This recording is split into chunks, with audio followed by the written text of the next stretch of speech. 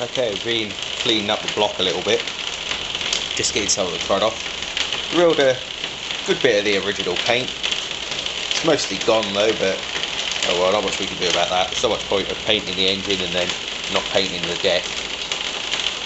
So you have to excuse the sound of the rain tapping on this plastic conservatory roof. It is a bit annoying, but not much I can do.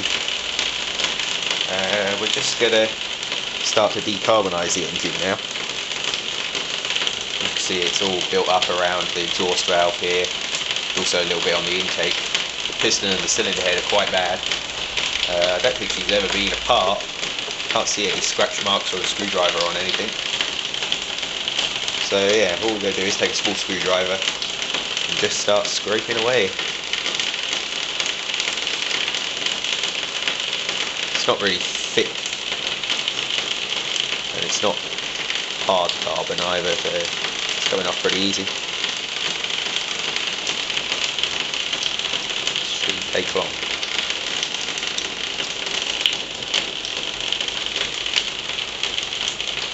Take the screwdriver, work around in the exhaust valve, scrape all the carbon out. Doing the best we can with the exhaust still in place. I can't get it off at the moment. Shouldn't really be anything in the inlet valve here. Well, the inlet port, should we say. Yeah, she wasn't too bad. Let's carry on cleaning. Right, that's looking a damn sight better now. So, put the block to one side now. Start to do the same to the cylinder head here. Just using the same method, scraping the old carbon and crap away. It doesn't appear to be burning oil. It's not wet up here at all. Probably will need a good adjustment on the mixture though.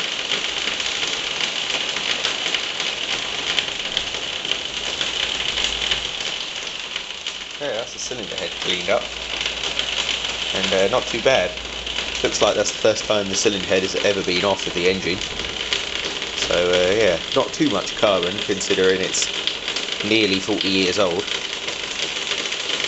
Yeah, not too bad. Probably just a lawnmower that was used once every couple of weeks, just to cut a small garden probably, until they hit something with it and sheared the flywheel key. And rather than getting it repaired, they just left it. Okay, got the piston and connecting rod just clamped in the vise here. So I'm just going to go use the screwdriver and gently scrape that away as well. It's not too bad, it's not tough carbon at all.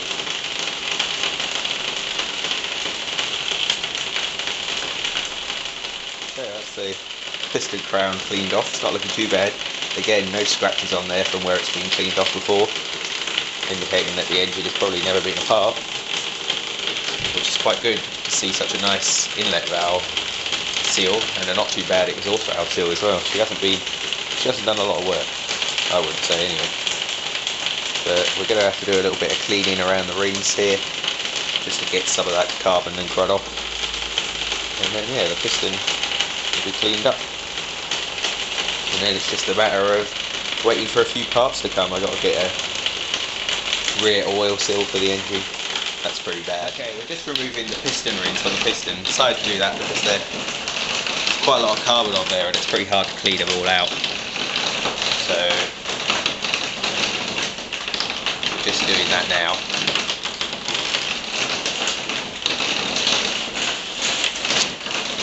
Right, so we've got the oil ring, it's the only one left in. So let's just start removing this out. All you're going to need is a feeler gauge and one of the small feelers. So I've got here 3 valves. I'm going to work that around the oil ring. Being careful as we go. Alright, let's try that again. I've just had this oil ring out, but I thought I'd put it back in just to show you how I got it out.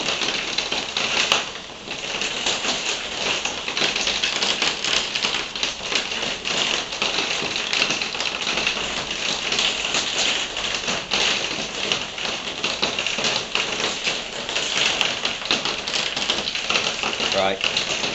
She should pop out any time now.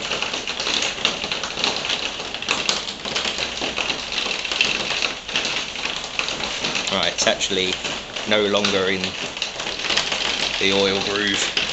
That's the groove for the oil ring. Now just gently work it up the rest of the piston, going evenly as you can. See, we're spreading this ring out quite a bit, so she's at breaking point. But there we go. She is now out of the piston.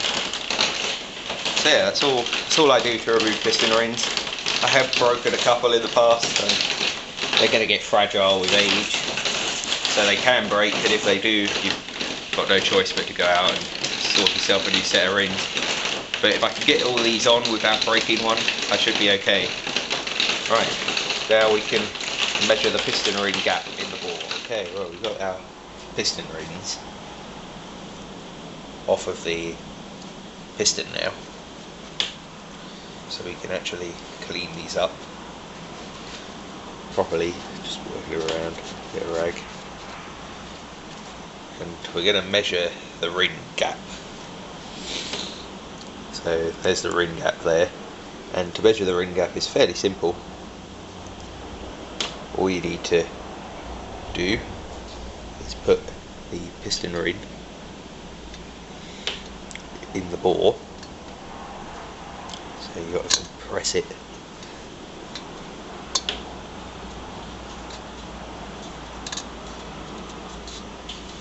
Right, now make sure it's nice and level using the engine's piston, and we're just going to work that down until the bottom of the oil scraper ring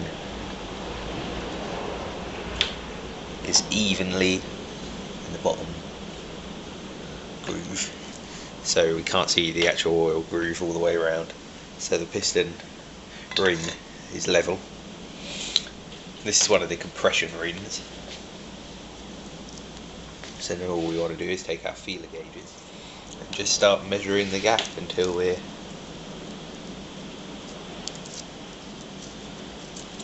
feeler gauges don't fit in. So we'll start with 20 thou.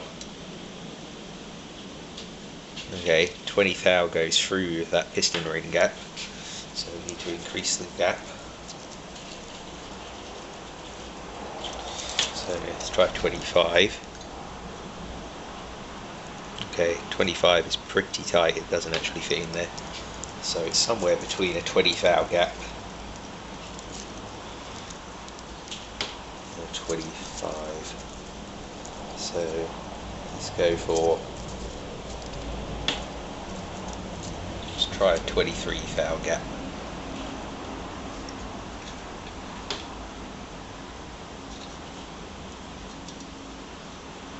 Okay, 23 thou is pretty tight as well. So I'd say it's about a 22 thou gap, maybe 21 thou, which is within limits. The specs can be found online. So the piston rings are within limits on the specs, but the oil ring has an even bigger gap in this engine. So I've ordered some new rings, just found the part number online, and this piston is a standard size piston. Standard size isn't actually stamped on the top, but if it isn't stamped otherwise, then it's a standard size piston. If this said plus 20, then it's plus 20 thou piston, so it's slightly bigger. So then you would need to order plus 20 piston rings. But that's only if the engine is being rebored, and the piston should be stamped if it isn't. If you're not sure, you can also find out the bore size online. For the standard size, I think this bore is 2.5 inches, and it works out at something daft like 2.5 inches point so and so is the standard size. But this is a standard size piston, so we've ordered some standard size rings. Even though these rings aren't at the end of their life yet, we're going to replace them, because I do hope to use this mower